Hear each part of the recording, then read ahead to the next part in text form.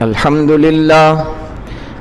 لله وحده والصلاة والسلام على من لا نبي بعده أما بعد فأعوذ بالله من الشيطان الرجيم بسم الله الرحمن الرحيم وذروا ظاهر الإثم وباطنه صدق الله العظيم. وعن النواس بن سمعان رضي الله تعالى عنه قال سألت رسول الله صلى الله عليه وسلم عن البر والإثم فقال البر حسن الخلق والإثم ما حاك في صدرك وكرهت أن يطلع عليه الناس او كما قال رسول الله صلى الله عليه وسلم. درود شریف پڑھو.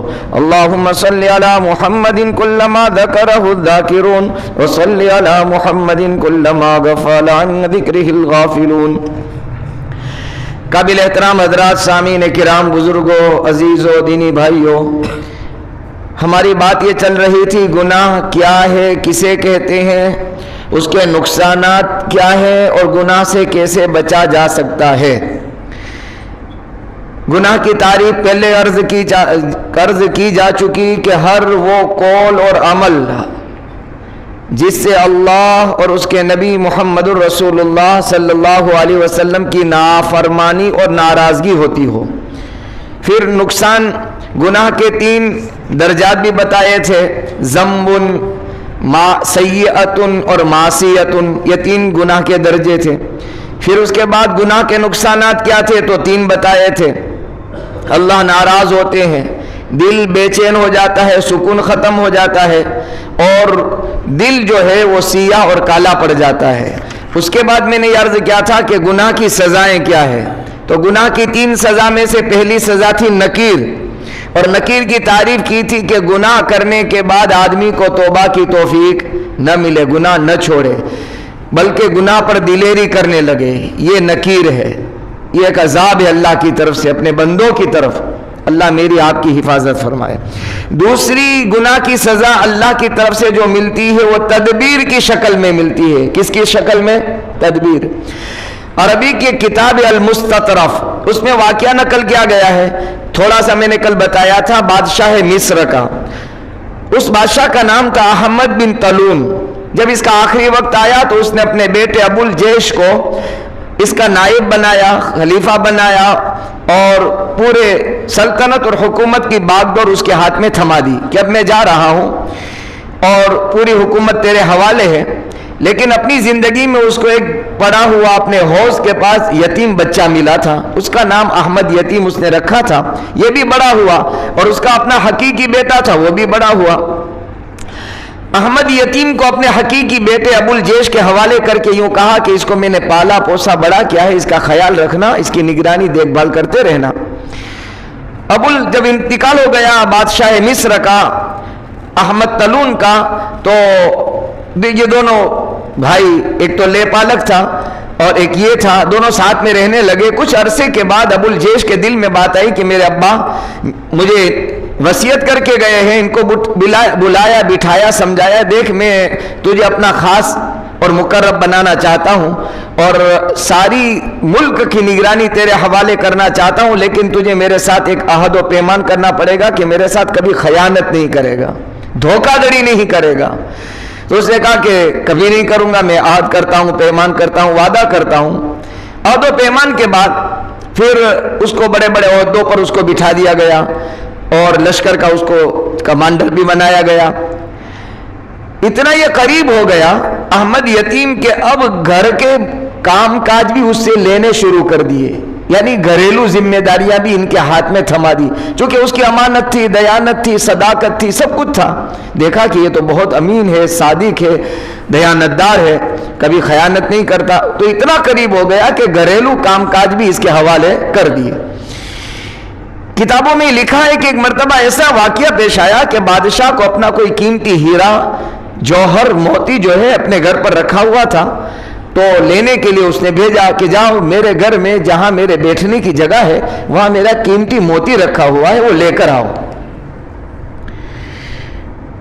یہ احمد یتیم اس بالا خانے میں، خاص کمرے میں جو بادشاہ کا تھا، جہاں بادشاہ کی باندی رہتی تھی، اندر جیسے داخل ہوا تو کیا دیکھتا ہے کہ ایک خادم بادشاہ کی بیوی کے ساتھ غلط حالت میں پڑا ہوا ملا.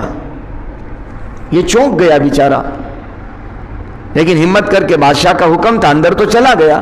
جیسے اندر گیا تو وہ خادم دوسرے کمرے سے باہر بھاگ گیا اور یہ باندی دوڑتی بھاگتی ہوئی اس کے پاس آئی، احمد یتیم کے پاس، اور اس کو منت سماجت کی کہ میرے راز کو مت کھولنا، یہ ہے وہ ہے.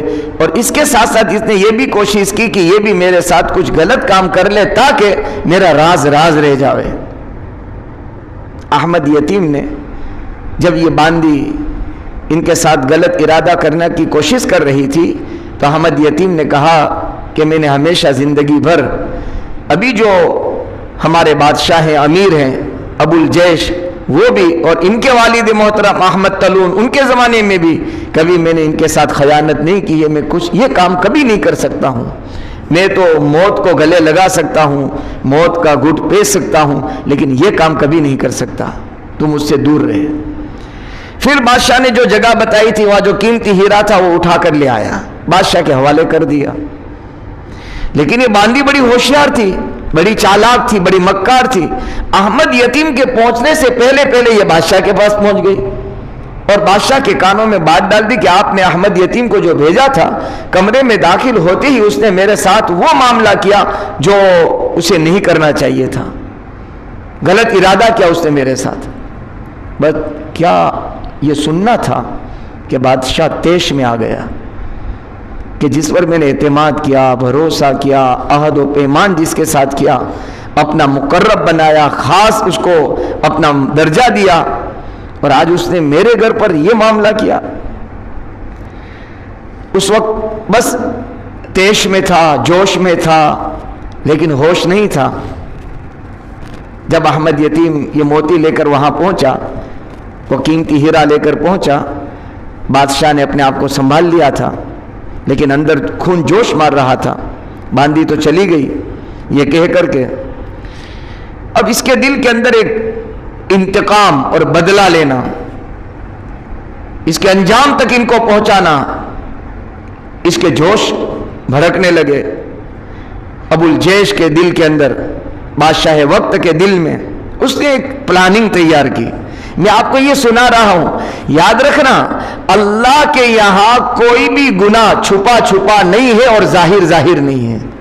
وہ تو سمندر کی تہ کے اندر چلنے والے وہ مچھلیوں کی آہٹ سنتا ہے، ساتھ پتھروں میں چلنے والی چوٹی کے پیروں کی قدموں کی آہٹ وہ سنتا ہے. اللہ میری اور آپ کی گناہوں سے حفاظت فرما لے. اور اللہ وہ بھی جانتا ہے کہ وہ بولتی کیا ہے، اللہ وہ بھی جانتا ہے اسے کھانا کیا ہے، اور اللہ دیتا ہے. اب خفیہ تدبیر، ایک اللہ کی سزا ہے تدبیر، کیا ہے بھائی؟ اور وہ چھپے چلتی ہے، نظر نہیں آتی. اس نے یوں کہا اور یہ ارادہ کیا کہ اس کو احمد یتیم کو اس کے انجام تک پہنچانا ہے، اس کو اس کی سزا ملنی چاہیے.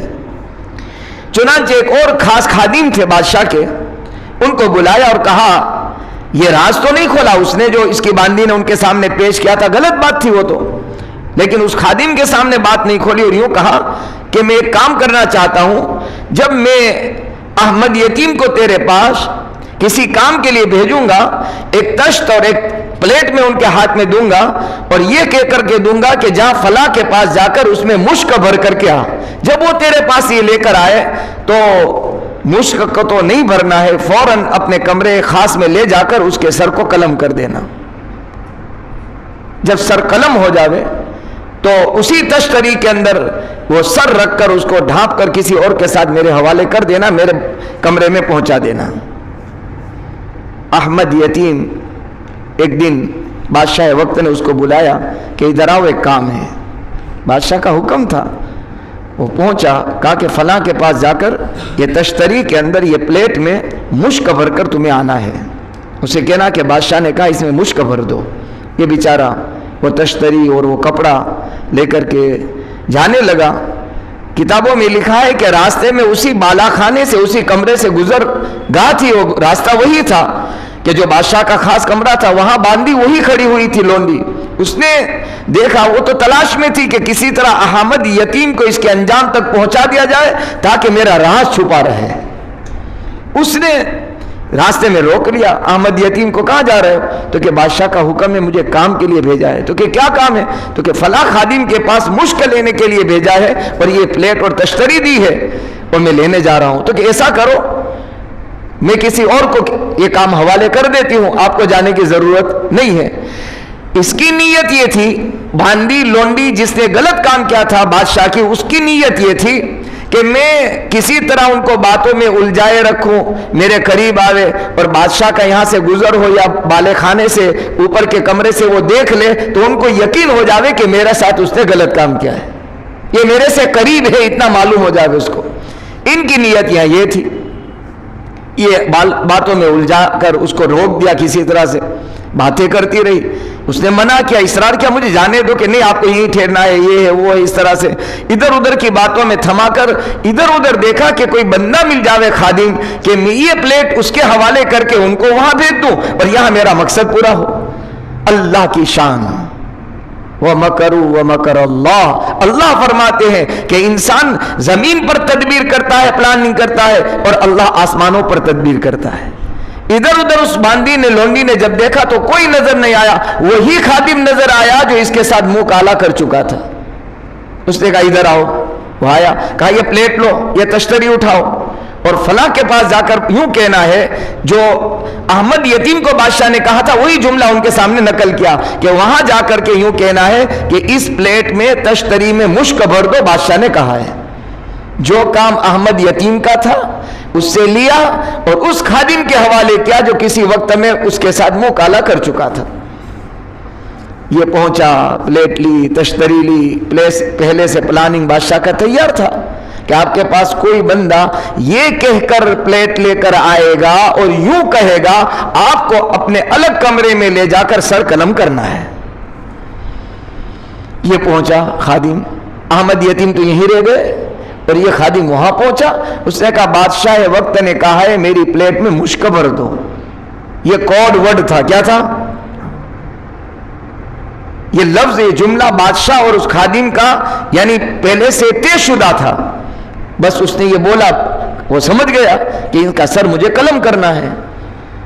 اندر لے گیا اور سر کو قلم کر دیا اور صاف ستھرا کر کے اسی تشتری میں رکھ کر کے اس پر ڈھانپ کر کے ایک اپنے دوسرے آدمی کو کہا کہ بادشاہ تک پہنچا دو۔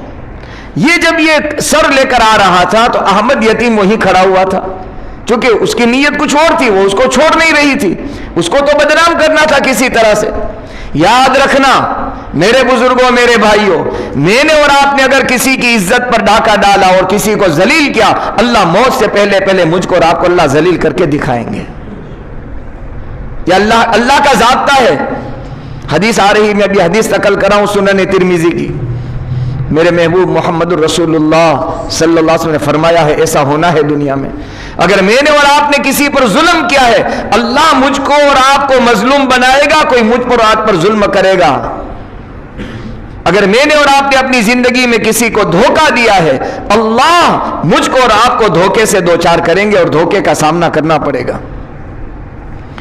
اب یہ یہاں وہ باتوں میں الجھا کر کے کھڑی ہے۔ احمد یتیم یہاں سے جانے کی کوشش کر رہا ہے، لیکن جائے تو کیسے جائے؟ جب تک کام نہیں ہوتا بادشاہ کو جواب کیا دے؟ یہ احمد یتیم اس کا انتظار کر رہا ہے کہ ابھی وہ مشک بھر کر پلیٹ لے کر آئے گا، وہ لے کر مجھے بادشاہ کو پیش کرنی ہے۔ تھوڑی دیر ہوئی تو وہ بندہ تو نظر نہیں آیا جس کو بھیجا تھا، کوئی اور پلیٹ لے کر آیا اور کہا کہ یہ لے لو۔ تو اس کے اندر سب ڈھانپا ہوا تھا، اندر کیا ہے اسے بھی پتا نہیں۔ یہ تو بیچارہ اپنے انجام سے بے خبر ہو کر احمد یتیم وہ تشتری وہ پلیٹ لے کر بادشاہ کے دربار میں پہنچا۔ بادشاہ کبھی احمد یتیم کو دیکھ رہا ہے، کبھی تشتری کو دیکھ رہا ہے، فیصلہ نہیں کر پا رہا ہے کیا ماجرا۔ جس کا سر قلم کرنے کے لیے میں نے روانہ کیا تھا، جن کو دنیا سے رخصت ہونا تھا، وہ میرے سامنے زندہ کھڑا ہے اور پلیٹ میرے سامنے، اس میں کوئی چیز اندر رکھی ہوئی بھی ہے، اور اندر رکھی ہوئی چیز مشک تو ہے نہیں، ہے کسی کا سر، ہے کسی کی کھوپڑی، ہے کسی کا سر قلم کیا ہوا؟ آخر ماجرا کیا ہے؟ حیران پریشان، کچھ بول نہیں پا رہا۔ بڑی دیر کے بعد کہا ہے کیا؟ تو کہ بادشاہ مجھے پتا نہیں، آپ نے جو لینے کے لیے بھیجا تھا وہ آیا ہے، البتہ میں وہاں جا نہیں سکا ہوں، میں وہاں پہنچ نہیں سکا ہوں۔ تو کیا ہوا؟ تو کہ راستے میں آپ کی باندی نے اور آپ کی خادمہ نے مجھے روک لیا، کسی اور کو روانہ کر دیا، اور وہ لے کر آیا، میرے حوالے کیا، میں نے آپ کے سامنے حوالے کیا۔ بس بادشاہ کی آنکھیں پھٹ گئی جب اس نے وہ کپڑا اٹھایا تو دیکھا کہ ایک خادم کا سر قلم ہے۔ کہا کہ اسے پہچانتے ہو؟ احمد یتیم سے کہا بادشاہ وقت نے، اسے پہچانتے ہو؟ تو کیا بادشاہ وقت پہچانتا ہوں، یہ آپ کا خادم ہے، اور اس کا ایک راز تھا جو میں نے راز آج تک رکھا تھا، اس لیے میرے اور آپ کے آقا محمد الرسول اللہ صلی اللہ علیہ وسلم نے فرمایا من ستر مؤمنا فی الدنیا، من ستر مؤمنا فی الدنیا ستر اللہ له یوم القیامہ، او کما قال رسول اللہ صلی اللہ علیہ وسلم، جو کسی ایمان والے کے رازوں پر گناہوں پر پردہ ڈالے گا، اللہ قیامت کے دن ان کے گناہ پر پردہ ڈال دے گا۔ ہم یہ چاہتے ہیں، آپ چاہتے ہیں اگر کہ میرے راز، میرے گناہ، میری غلط زندگی قیامت کے میدان میں پردے ہی پردے میں رہے، تو ہماری اور آپ کی ذمہ داری ہے کہ ہم دنیا میں انسانوں کے عیوب پر، ان کی کمی کوتاہی، ان کے گناہوں سے پردے نہ اٹھائیں۔ بہرحال کہا کہ یہ وہ آدمی ہے، بادشاہ وقت سے کہا یہ وہ آدمی ہے جس نے آپ کی خادمہ، آپ کی باندی کے ساتھ غلط کام کیا تھا، لیکن میں نے راز رکھا تھا، راز راز ہی رہا، اور یہ دنیا سے چلا گیا۔ فوراً بادشاہ نے اپنی باندی لونڈی کو بلایا، کہا اسے پہچانتا ہے؟ پہچانتے ہو؟ تو ہاں، کیا راز ہے اس کا، بتا۔ اس نے اقرار کر لیا اپنے گناہ کا کہ اس نے میرے ساتھ غلط کام کیا تھا، میں نے احمد یتیم کو بدنام کرنے کی کوشش کی، جیسے کہ عزیز مصر یوسف علیہ السلام کی عزیز مصر کے بادشاہ نے، اس کی بیوی نے یوسف علیہ السلام پر تہمت لگائی تھی، اللہ تعالیٰ نے اس کی برات کروائی۔ یہاں بھی یہ مسئلہ پیش آیا، باندی نے اقرار کیا کہ میں نے ان کے ساتھ غلط کام کیا تھا اور اس نے میرے ساتھ غلط کام کیا تھا، ہم احمد یتیم کو بدنام کرنا چاہ رہے تھے۔ تو بادشاہ وقت نے فوراً جلاد کو بلایا اور اس باندی اور لونڈی کا بھی سر قلم کروا دیا۔ میرے بزرگوں، امانت کا بدلہ امانت سے ملتا ہے، خیانت کا بدلہ خیانت سے ملتا ہے، یہ اللہ کا ضابطہ ہے۔ اسی لیے کسی شاعر نے کہا ہے عدل و انصاف فقط حشر پر موقوف۔ آدمی یہ سوچے کہ انصاف حشر میں ہوگا، انصاف اور عدل میدان ایسا نہیں ہے۔ انصاف بعض مرتبہ اللہ دنیا میں بھی انصاف کروا دیتے ہیں، عدل و انصاف فقط حشر پر موقوف نہیں، زندگی بھی گناہوں کی سزا دیتی ہے، زندگی بھی گناہوں کی سزا دیتی ہے۔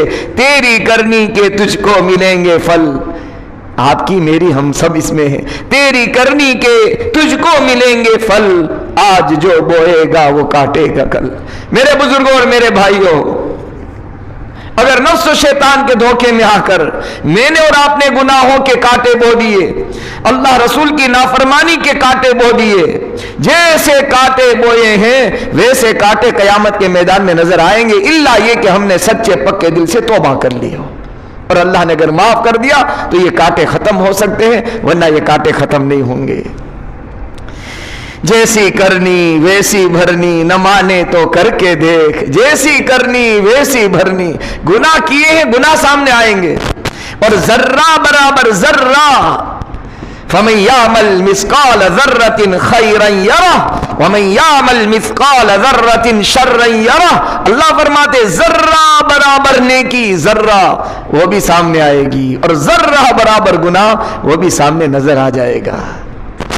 فلا تظلم نفس شیء، اللہ فرماتے ہم نفس پر کسی جان پر ظلم نہیں کریں گے۔ تھوڑا کیا زیادہ لکھا، زیادہ نیکی کی تھوڑی لکھ دی، وہاں ہے ہی نہیں، وہاں تو انصاف ہے، انصاف، انصاف کا ترازو اللہ قائم کریں گے قیامت کے میدان میں۔ تو جیسی کرنی ویسی بھرنی، نہ مانے تو کر کے دیکھ، جنت بھی ہے جہنم بھی ہے، نہ مانے تو مر کے دیکھ۔ پتہ تو اس وقت چلے گا جب آنکھ بند ہوگی مٹی کی کہ کیسی زندگی میں گزار کر گیا، گناہ کر کے گیا، معصیت نافرمانی کر کے گیا۔ پھر سے میں نے ایک بات پہلے بھی عرض کی، پھر سے عرض کر رہا ہوں، گناہ نہ کرو قرآن میں نہیں ہے، गुनाह से तौबा करो, ये कुरान में अल्लाह फरमाते हैं। और मेरे महबूब मोहम्मद रसूलुल्लाह सल्लल्लाहु अलैहि वसल्लम ने भी फरमाया, गुनाहों से तौबा करो आदम के बेटो, गुनाहों से तौबा करो। ये इस बात की अलामत और दलील है कि इंसान बशर से गुनाह होने वाले हैं, गुनाह होंगे। लेकिन गुनाह पर जमना, गुनाह पर डट जाना, गुनाह पर दिलेरी करना, फिर गुनाह पर फख्र करना, ये अल्लाह के गजब को और गुस्से को उतारता है।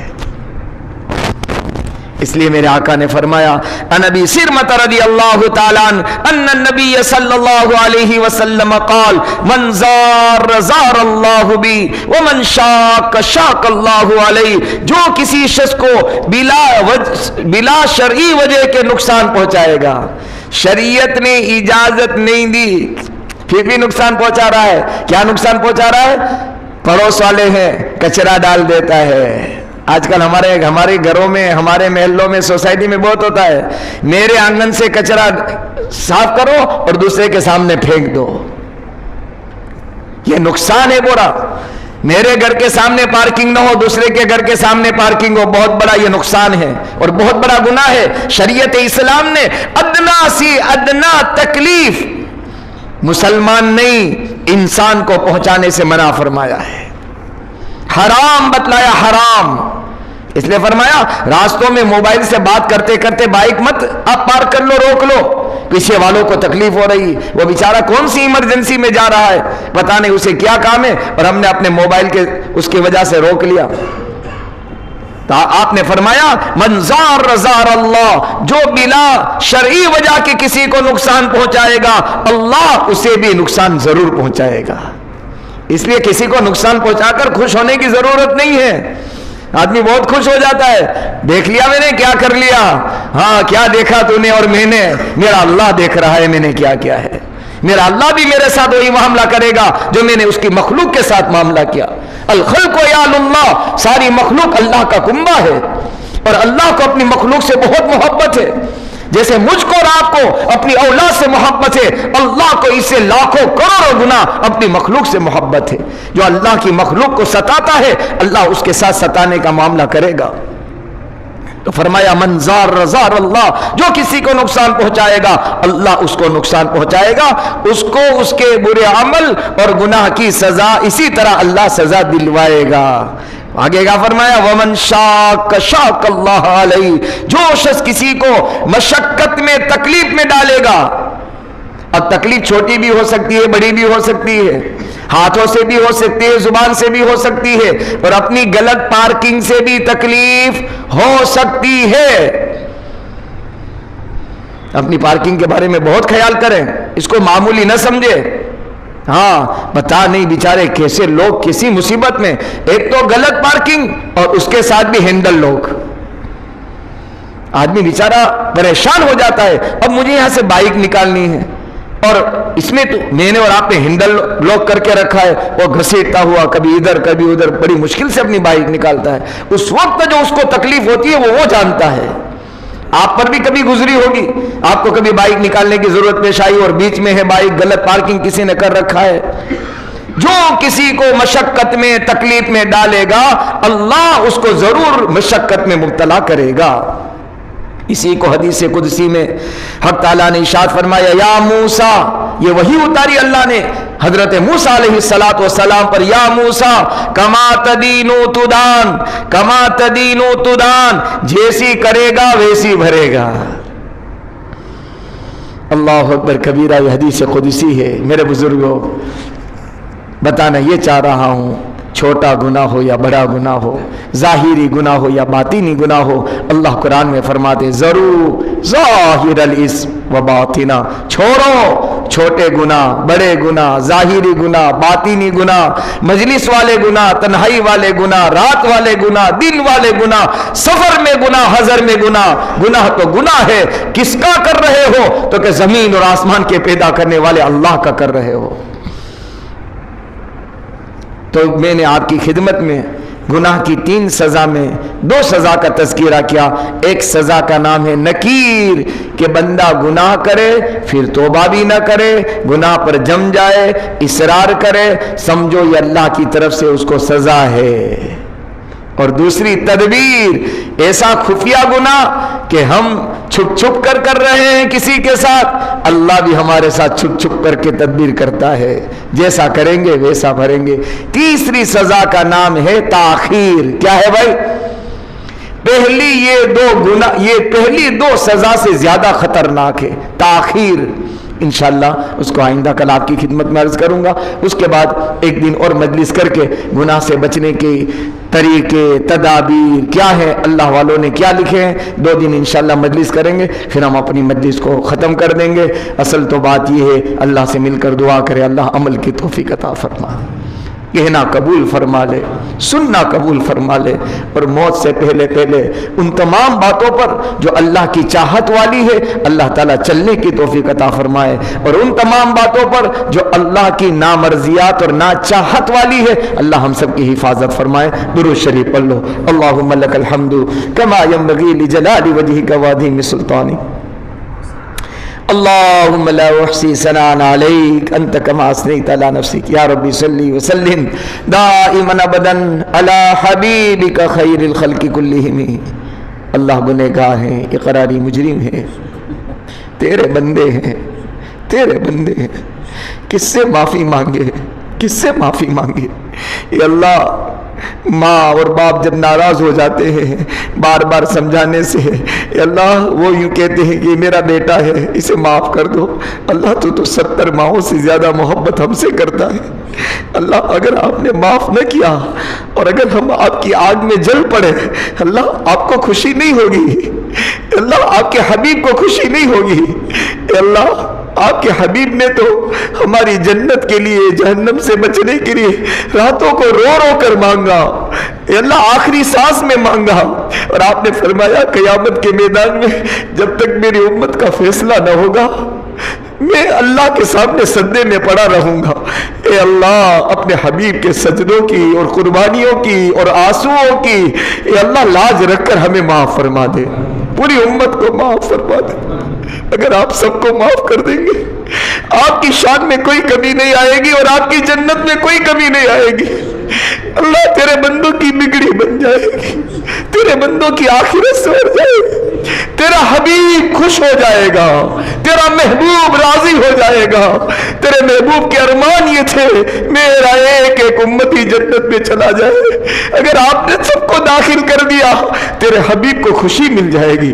اللہ ہمیں بھی معاف کر دینا، ہمارے گھر والوں کو بھی معاف کر دینا، بیوی بچے ننیال ددیال اور سسرالی رشتہ داروں کو بھی معاف کر دینا، ہمارے زندوں کو معاف کر دے، ہمارے مرحومین کی مغفرت فرما، ہمارے مرحومین کی مغفرت فرما، ان کے درجات کو بلند فرما، جنت الفردوس میں اعلیٰ مقام عطا فرما، بیماروں کو شفا دے دے، بیماروں کو شفا دے دے، قرض والوں کو چھٹکارا دے دے، قرض والوں کو چھٹکارا دے دے، ادا ہونے کی تیرے خزانے سے شکلیں پیدا فرما دے، قیدیوں کو رہائی عطا کر دے، ملک کی اللہ حفاظت کر لے، ملک کی حفاظت کر دے، ملک کی حفاظت کر لے، ملک میں رہنے والی ساری انسانیت خصوصاً مسلمان کی جان مال عزت آبرو مساجد مکاتب قبرستانوں کی حفاظت فرما۔ تیرے علاوہ کون بچائے گا، تیرے علاوہ کون حفاظت کرے گا؟ اے اپنے خلیل کی حفاظت کرنے والے نار نمرود میں، اے اپنے نبی یونس کی حفاظت کرنے والے مچھلی کے پیٹ میں، اے اپنے حبیب کی وادی کی تائید میں حفاظت کرنے والے اللہ اس امت کی حفاظت کا فیصلہ کر لے، اس امت کی مدد کا فیصلہ کر لے، اس امت کی نصرت کا فیصلہ کر لے، اس امت کی دستگیری کا فیصلہ کر لے، قدم قدم پر امت کی رہبری کرنے کا فیصلہ فرما لے۔ آج تک کی ضرورت آپ ہی نے پوری کی ہے، آئندہ آپ ہی پوری کرنے والے ہیں، اپنی مخلوق کا محتاج بننے سے بچا لینا، اللہ بچا لینا، دنیا آخرت کی جب بھی جہاں بھی جو بھی ضرورت پیش آ جائے اپنے خزانہ غیب سے پورا فرما دینا۔ تیرے بندے جہاں جہاں اعتکاف میں ان کے اعتکاف کو قبول فرما لے، اللہ ان کی دعا میں ہمیں شامل فرما لے، وہ خیر مانگے ہمیں بھی عطا کر دے، شرور سے پناہ چاہے ہماری بھی حفاظت فرما لے۔ مانگنے کو بہت کچھ ہے، آج تک آپ نے سب کچھ دیا ہے، آئندہ آپ ہی دینے والے ہیں، جو مانگا وہ بھی عطا فرما دے، رہ گیا اپنے فضل کرم سے وہ بھی نصیب فرما دے، ہر خیر ہمیں عطا فرما دے، ہر شر سے ہماری پوری امت کی حفاظت فرما لے۔ اللہ امت میں محبت مودت پیدا فرما دے، امت کے توڑ کو جوڑ سے بدل دے، امت کی دشمنی کو محبتوں سے بدل دے۔